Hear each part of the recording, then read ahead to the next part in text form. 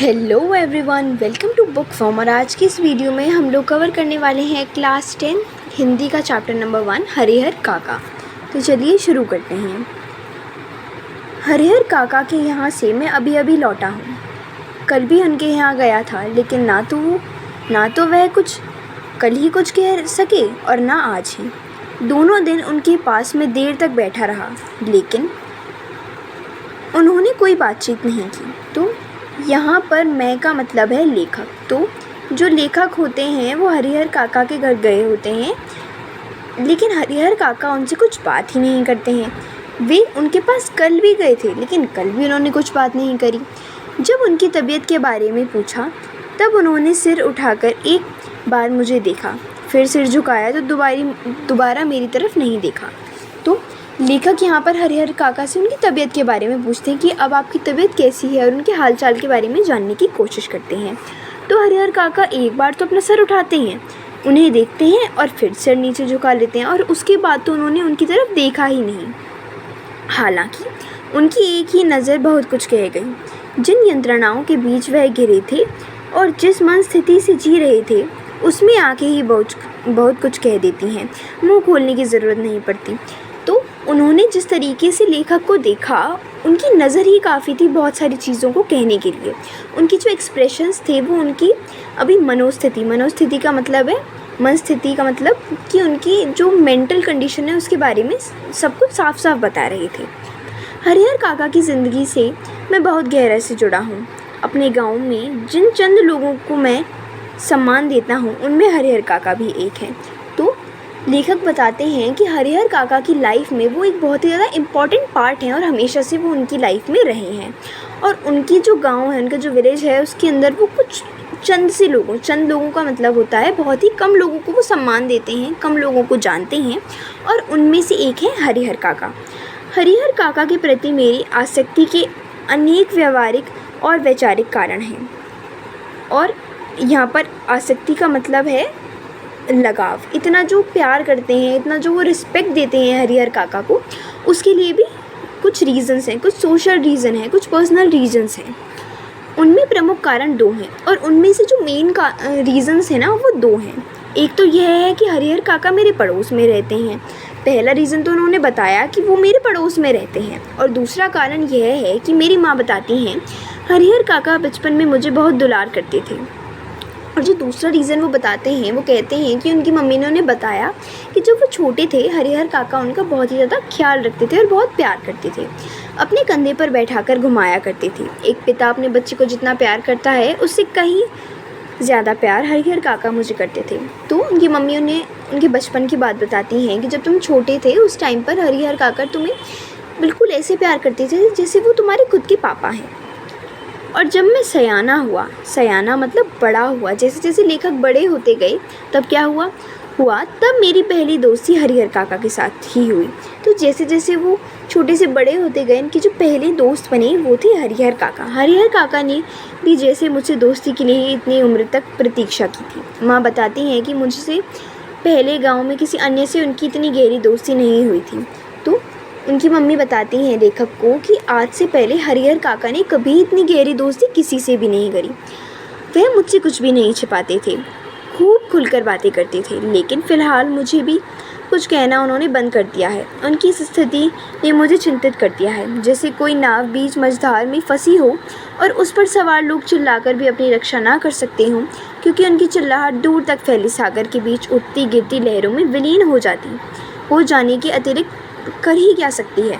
तो पहले तो वो उनसे सारे सीक्रेट्स शेयर करते थे, मतलब हरिहर काका किसी को बताएं ना बताएं, लेकिन लेखक को तो सारी बात ज़रूर से ही बताते थे।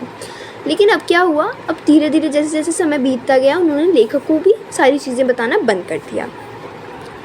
मौन होकर जल समाधि लेने के अतिरिक्त कोई दूसरा विकल्प नहीं, लेकिन मन इसे मानने को कतई तैयार नहीं। जीने की लालसा की वजह से बेचैनी और छटपटाहट बढ़ गई हो, कुछ ऐसी ही स्थिति के बीच हरिहर काका गिर गए थे। यहाँ से अब शुरू होती है हरिहर काका की कहानी कि वो कौन थे, क्या थे, उनकी लाइफ में ऐसा क्या चल रहा था जिसकी वजह से वो इतना ज़्यादा डिप्रेस्ड हो चुके थे। हरिहर काका के बारे में मैं सोचता हूँ तो मुझे लगता है कि वह यह समझ नहीं पा रहे हैं कि कहें तो क्या कहें। तो जब भी लेखक हरिहर काका को देखते हैं उनके दिमाग में एक ही चीज़ आती है कि ऐसा लगता है कि हरिहर काका को पता ही नहीं है कि वो उनसे बात क्या करें। अब कोई ऐसी बात नहीं जिसे कहकर वह हल्का हो सकें, कई ऐसी उक्ति नहीं जिसे कहकर वे मुक्ति पा सकें। हरिहर काका की स्थिति में मैं भी होता तो निश्चय ही इस गूंगेपन का शिकार हो जाता। तो वो उसकी कंडीशन के बारे में बताते हुए कहते हैं कि अगर काका की जगह मैं होता और ऐसे ही हालत में होता तो शायद मैं भी किसी से कोई बात नहीं करता, कुछ शेयर नहीं करता, अपने सीक्रेट्स नहीं बताता और मैं भी इसी तरीके से चुप हो जाता। हरिहर काका स्थिति में कैसे आ फंसी, ये कौन सी स्थिति है, इसके लिए कौन जिम्मेवार है, यह सब बताने से पहले अपने गांव का और ख़ासकर अपने गांव की ठाकुरबाड़ी का संक्षिप्त परिचय मैं आपको दे देना उचित समझता हूँ, क्योंकि उसके बिना तो यह कहानी अधूरी ही रह जाएगी।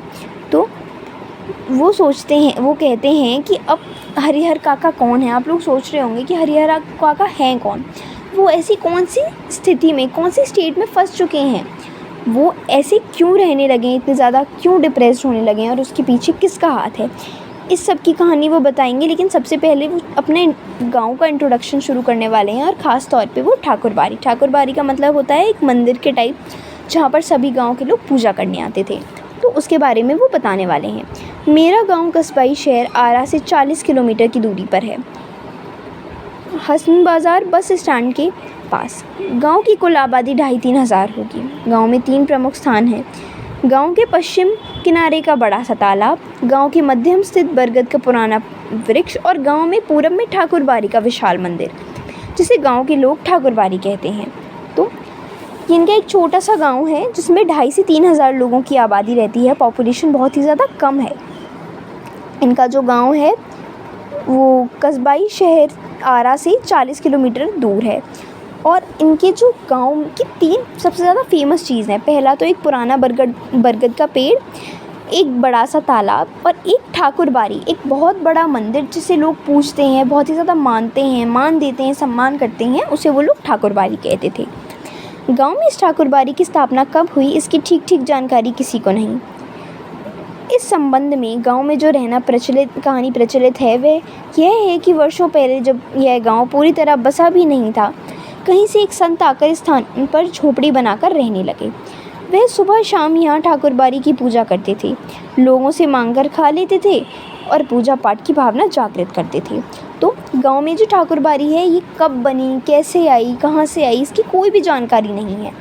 बस गांव में एक बहुत ही पुरानी कहानी है इस ठाकुरबाड़ी को लेकर। वो ये है कि कई साल पहले जब इस गांव में कोई बसा भी नहीं था, ज़्यादा लोग भी नहीं थे, उस टाइम पर एक संत, एक साधु आकर रहने लगे थे और वहाँ पर वो अपनी झोपड़ी बनाकर रहने लग जाते हैं। इधर उधर के लोगों से खाना मांग कर खा लेते थे और पूरे टाइम भगवान की पूजा में व्यस्त रहते थे। बाद में लोगों ने चंदा करके यहाँ ठाकुरबाड़ी का एक छोटा सा मंदिर बनवा दिया। फिर जैसे जैसे गांव बसता गया और आबादी बढ़ती गई, मंदिर के कलेवर में भी विस्तार होता गया। लोग ठाकुरबाड़ी को मनौती मानते कि पुत्र हो, मुकदमे में विजय हो, लड़की की शादी अच्छे घर में तय हो, लड़के को नौकरी मिल जाए। फिर इसमें जिनको सफलता मिलती वह खुशी से ठाकुरबाड़ी पर रुपये, जेवर, अनाज चढ़ाते। अब जैसे जैसे वो बताते हैं लेखक कि जैसे जैसे आबादी बढ़ती गई उनके गांव की और जैसे जैसे लोग वहाँ पर आकर रहने लगे, उस टाइम पर वो लोग ठाकुरबाड़ी के पास जाते हैं और वहाँ पर कई सारी मन्नत मांगते हैं, जैसे उनके बेटे की नौकरी लग जाए, बेटी की अच्छे घर में शादी हो जाए और उनको एक बेटा हो जाए। तो इस तरीके की वो बहुत सारी अपनी विशेष वहाँ पर मांगने जाते थे और जिसकी भी विश पूरी हो जाती, जिसकी भी इच्छा पूरी हो जाती, वो लोग वहाँ पर जाकर बहुत सारे जेवर, धन, अनाज ये सब चढ़ाने लग जाते। अधिक खुशी होती तो ठाकुरबाड़ी के नाम अपने खेत का एक छोटा सा टुकड़ा लिख देते। यह परंपरा आज तक जारी है। अधिकांश लोगों को तो विश्वास है कि उन्हें अच्छी फसल होती है तो ठाकुरबाड़ी की कृपा से, मुकदमे में उनकी जीत हुई तो ठाकुरबाड़ी के चलते, लड़की की शादी इसीलिए जल्दी तय हो गई क्योंकि ठाकुरबाड़ी को मनौती मनाई गई थी। लोगों के इस विश्वास का ही यह परिणाम है कि गांव की अन्य चीज़ों की तुलना में ठाकुरबाड़ी का विकास 1000 गुना अधिक हुआ है। तो अगर लोग ज़्यादा खुश होते थे या उनकी कोई बड़ी विश पूरी हो जाती थी तो लोग क्या करते थे, वहाँ पर अपने जो खेत हैं उसका एक छोटा सा टुकड़ा या कुछ ज़मीन उस ठाकुरबाड़ी के नाम पर कर देते। और यही एक रीज़न रहा है कि पूरे गांव से ज़्यादा डेवलपमेंट ठाकुरबाड़ी में हुई है। एक छोटे से मंदिर से लेकर अब कितना बड़ा मंदिर हो चुका है।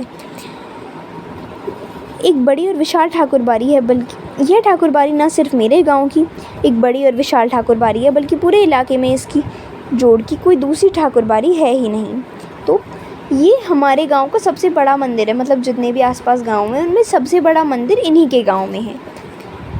ठाकुरबाड़ी के नाम पर 20 बीघे खेत हैं। धार्मिक लोगों की एक समिति है जो ठाकुरबाड़ी की देखरेख और संचालन के लिए प्रत्येक 3 साल पर एक महंत और एक पुजारी की नियुक्ति करती है। तो ठाकुरबाड़ी के नाम पर उस टाइम से लेकर अब तक 20 बीघे खेत हो चुके हैं। बीघे का मतलब है कि ये मतलब स्टैंडर्ड यूनिट होती है खेत को नापने वाली। तो ठाकुरबाड़ी के नाम पर अभी 20 बीघे खेत हैं। तो धार्मिक लोगों की एक समिति है, एक ग्रुप है उन लोगों का जो इस ठाकुरबाड़ी को चलाते हैं, जो ठाकुरबाड़ी की देखरेख और संचालन के लिए प्रत्येक 3 साल पर एक महंत और एक पुजारी की नियुक्ति करते हैं। नियुक्ति का मतलब होता है कि अपॉइंट करते हैं वो हर 3 साल में ना, मतलब जैसे इलेक्शंस होते हैं हम लोग अपने प्राइम मिनिस्टर अपने चीफ मिनिस्टर्स को इलेक्ट करते हैं, उसी तरीके से ठाकुरबाड़ी में भी हर 3 साल में पुजारी और महंत को अपॉइंट किया जाता था।